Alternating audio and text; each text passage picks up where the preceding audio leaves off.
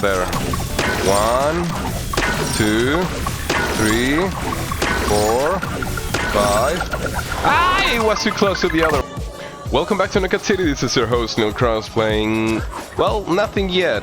Right now, probably you already saw the. Too far.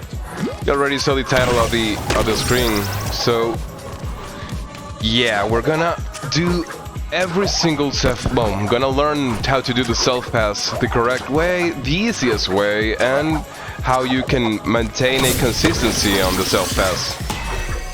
So let's start with the most important thing, and the thing I will always recommend: settings. Valiant Studios not long ago put a new setting allowing you to have a much more consistent self-pass if you use the sprint button on auto.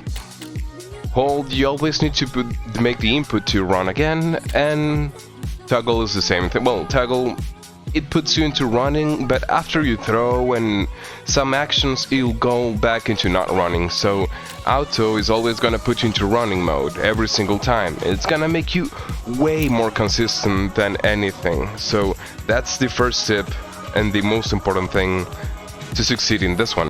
Remember, my friends, there's another setting that you need to have, and it's sensitivity to the max. I recommend the max so you can turn around as much as possible, even though the turning speed can never be compared to the mouse, even though it's very fast now. With mouse you can just... Now, let's start with the most complicated... Well, let's start with the simplest one. Self-pass with controller. So first of all, you need to remember, look downwards, and where you're aiming is where the ball's gonna fall. So remember that part. Let's start with the self-pass on curve. Calculate if it's gonna go left or right, because yeah, there's a little problem with the self-pass that you need to be aware if it's gonna go to the left or to the right. First, running. After running, you're gonna jump. It's not with the curve. It's better to jump because you don't have enough time to do all self-pass. It's really tight, and to be honest, you're gonna need at least a little height difference to do it without jumping. So that's the complication with the self-pass on curve.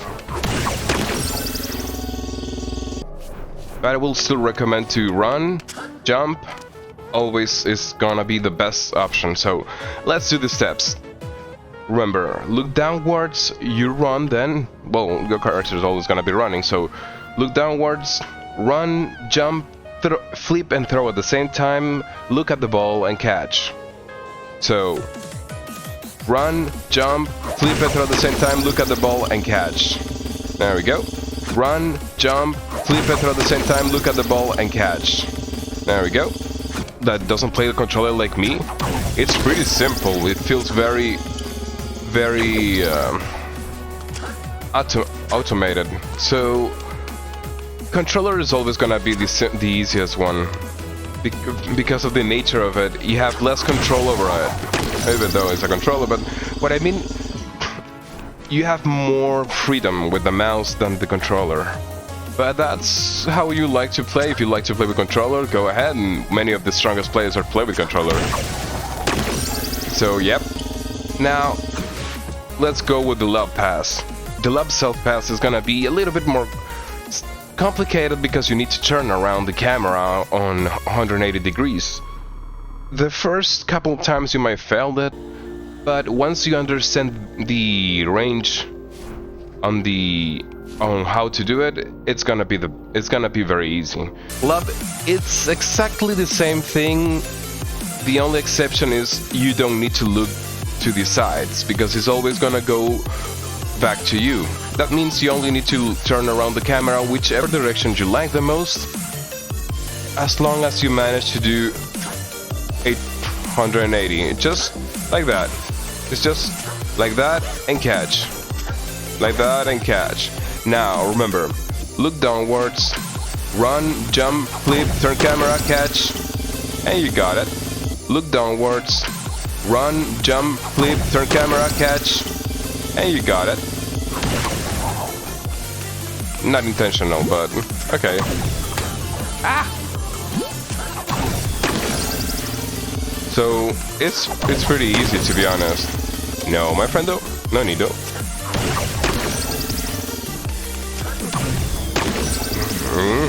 Okay. Yeah, I'm always gonna hit that thing. No, not really. But okay, lob self-pass is not recommended for heights because it's harder to grab it. I will definitely recommend you to do a curve self-pass for heights, for different heights. It's way easier to just aim to it, because if it's not, you're gonna need to aim to where it's gonna fall. Some people call it the ultra high self-pass. It can be useful in some situations, but I never use it. I never had the opportunity to desire the ball to take more time before it reached my hand. So for me, the faster it gets into my hand, the easier it's gonna be, more effective is gonna be the skill. So now that we cover the self-pass with the controller, let's go back to mouse and keyboard. There we go. Now you can see the inputs on the keyboard and mouse, and we're gonna do exactly the same thing. The only difference is now we have more freedom to move exactly where we want with the camera, which in terms also makes it a little bit more complicated, because it doesn't feel as automated like the controller. The controller feels like it's helping you doing the self-pass. So let's start with this one. Remember, looking downwards, run, you jump, you're gonna do the flip and throw at the same time. And then we're gonna start with the curve pass. Then you're gonna turn the camera to the direction the ball is coming from, like this. Let's do the curve first. You look downwards, you run, you jump, you throw, you flip and throw at the same time and catch. Look downwards, run, jump, flip and throw at the same time, catch, and you got it. We're gonna do it in slow motion, so don't worry about that. You look below, you run, jump, throw and flip at the same time, look at the ball, and you catch. So I feel it's, as I said before, the curve, it's probably the easiest to aim because you have the view of the ball at all times, but the nature of it, the variable that it can go left or right whenever, sometimes you're not gonna know when it's gonna go. You just need to react to it and the right moment. It's gonna be, don't worry, it's gonna be reflex later on, I promise you that. Now, the other one, the lob one. The lob one, I believe, is the most consistent one in terms of how fast you can put the ball into your hand as soon as possible, because you don't need to jump. You can do it just a little bit. You can do it just without jumping. Jumping does give you more timing, so it gives, if you want to learn, I recommend you jumping. On lob one, you look downwards, you run, jump, flip, throw, turn around the camera, catch. And look downwards, run, jump, flip and throw, turn around the camera, and catch. Now that's how you do both of the self-pass and controller and keyboard. I'm gonna be trying to teach some people around to do the self-pass, and it's, as I said, it's a very useful skill that you can improve upon it. Let me show you just a couple little things that you can do with some of the self-pass. For example, can you self-pass next to the enemy? Yes. After jumping him, if he's behind you in this area, and you just need to move a little bit the camera and move outside of his range so you can do the self-pass. I recommend you fly and do a curve one like this. Now you're next to him with a self-pass. Ah! Miso! Another one. I do it quite often, as long as I have the chance. I'm gonna be trying to do it. But you can do it with this love one, but it's not recommended because you have to turn around the camera. And it does work most of the time, but it can fix you. It can fix you sometimes into lobbing into the enemy. And also, just by itself, the curve one is more reliable in that situation. Now, remember, also, SELFPASS has another and a special added bonus that people don't talk about it, which is fake throwing. What do I mean with fake throwing? Well, when you throw a ball, of course, people sometimes are gonna try to catch. And when you do a SELFPASS, the sound of you throwing gonna put them off, and sometimes they try to catch that. So you can have a free fake with the SELFPASS. So my friends, this is the new and improved SELFPASS tutorial with both ends of the spectrum, PC players and console players. Don't worry my friends, I'm thinking of both of you. I know controller is probably the input most used on this game.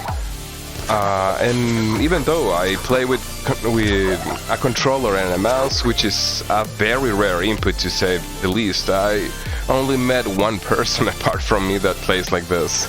Not in Knockout City, but another game. That game was Black Desert Online.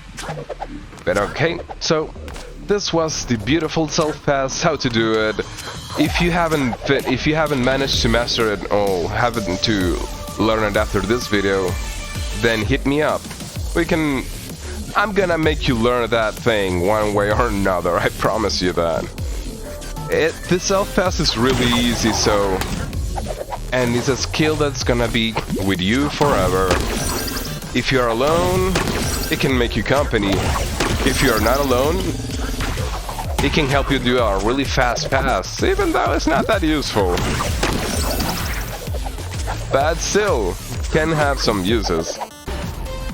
Just a little added bonus, so let's see how many times can we SELFPASS the bomb before it explodes. 1, 2, 3, 4, 5. We can do at least 3 more, I think.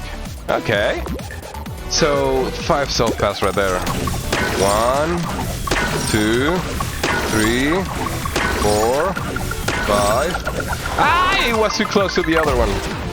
But we can do at least 5. Can we do 1? Let's try 6.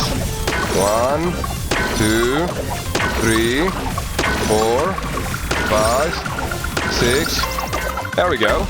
Yeah, definitely. You can do 6 SELFPASSes before the bomb can explode.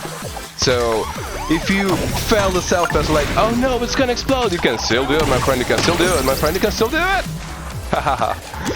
So, I hope you're enjoying this tutorial, and remember, my friends, balls on me, and see you later, alligators. I'm recording.